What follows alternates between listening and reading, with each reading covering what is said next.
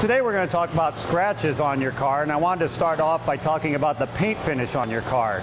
In the old days, the paint was just applied right to the metal on the car, and if you got a scratch in the paint, you normally had to repaint that panel. On newer vehicles, they put a clear coat paint over the top of the color coat, and the clear coat is basically paint with no pigment inside of it.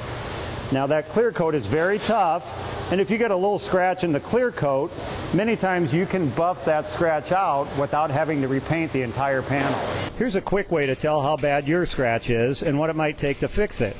Take your fingernail and drag it across the scratch. If your fingernail slides right across the scratch without catching on it, you're probably going to be able to buff that minor scratch out. If your fingernail catches on the scratch, there is a possibility that the scratch is too deep and the panel will have to be repainted. In this case, the paint finish was not scratched all the way through the clear coat, so it can be removed without too much trouble. The scratch is first polished with a more aggressive polishing compound.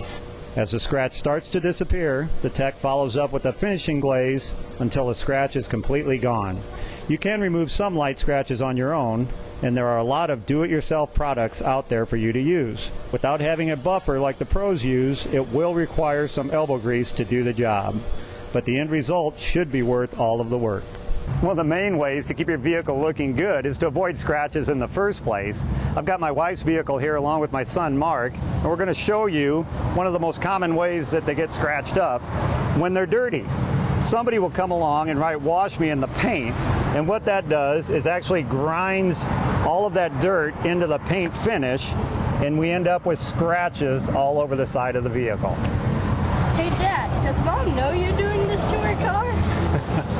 No, she doesn't, buddy. Let's keep it that way. Okay. For Channel 6 News, I'm Jim Champion, the Auto Guy.